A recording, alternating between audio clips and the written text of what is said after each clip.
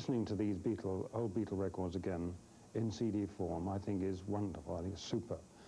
And I don't mind listening to the squeaky bass drum pedal of Ringo, or the continual sort of swish cymbal being manipulated by a compressor. I think that if I'd known 25 years ago, 24 years ago, that what I was doing then was going to be the subject of such intense scrutiny a quarter of a century later, I would have been scared out of my life. You know, I wouldn't have done anything, let alone what I did. Sales figures indicate George Martin had nothing to worry about 25 years ago. Soon after the release of the first 4 Beatle compact discs in early 1987, Beatlemania reared its delightful head once again, and a look at the charts indicate that the music of the Fab Four still sells. For many fans, compact discs have become a way to recapture a sound and a memory from all those years ago. I remember when I Want to Hold Your Hand came out, there was something in those harmonies and in the approach to singing, their singing, that really leapt out of the radio at you. And I remember sitting in the kitchen of my trailer where I lived with my parents with this old radio and suffering through the top 40 so that they would play I Want to Hold Your Hand. And when they would play it, I'd get a kind of a shiver up my spine. Tell you something, I think you'll understand when I say that something. I want to hold your hand. I want to hold your hand. In those early days, they weren't very good performers as musicians. Leastways, they were raw and uninhibited, but they certainly weren't glossy and finished in any way. Their guitar work was fairly primitive. Drum sounds weren't very good. We didn't have Ringo to begin with. The band George Martin describes is an early version of the Beatles. With Stu Sutcliffe faking the bass and Pete Best on drums, they played several clubs in Hamburg, Germany, including the Kaiser Keller during 1960, 61, and 62. Hamburg offered the young men plenty of women, pills and beer, while giving the group a new haircut and a professional polish from playing 8 hours every night. I think when a band goes through that kind of really tough, no money, you know, 1 million shows a night experience, you know, you get, number one, you get a sort of band unity that's hard to break. It eventually breaks, but in every case. But it lasts a long time because it really is sort of forged in some kind of intense heat. I only signed them to a contract after I met them, and I was impressed with their character. You know, they were great characters to be with. They had this charisma. I liked being with them, and I thought, well, the public will like being with them. Okay, let's try and make some records that will sell. What Beatle producer George Martin saw in John, Paul, George, and Ringo was charisma. He called it a cheeky irreverence. The music was also important, but it was the natural wit, the ad-libs, and their playfulness that made people worldwide fall in love with the band.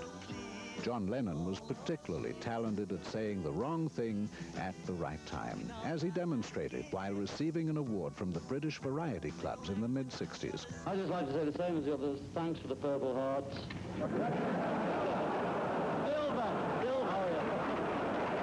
He was quite adroit at keeping things short and simple and cutting right through bullshit and coming straight to the point with great one-liners. He was a one-liner king. He had some wonderful one-liners.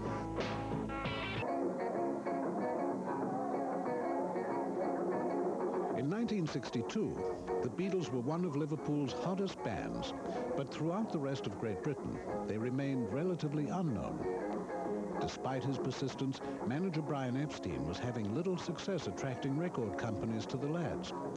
Eventually, the band would meet up with producer George Martin, who would be essential to their worldwide success. But they had been turned down by everybody, you see. I mean, literally every company in the country they'd been to, they'd knocked on the doors. Brian had always been there. They'd been given recording tests by other companies and been turned down. And they'd even come to EMI, my own company, and they'd been turned down there. I suppose I was last chance saloon for them, so I think they were prepared to accept anybody, even me. With Martin's help, the Beatles zoomed to the top of the British charts with 3 singles and 2 albums in less than a year's time. Yet no matter how hard he tried, none of that work was being released across the Atlantic in the United States.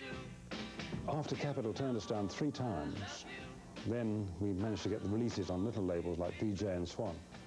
And it wasn't until I Wanna Hold Your Hand that somebody in the murky region said, this must be it, folks. And that was the beginning of the deluge.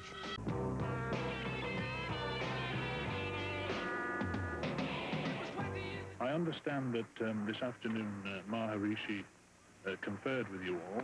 Could I ask you what advice he offered you?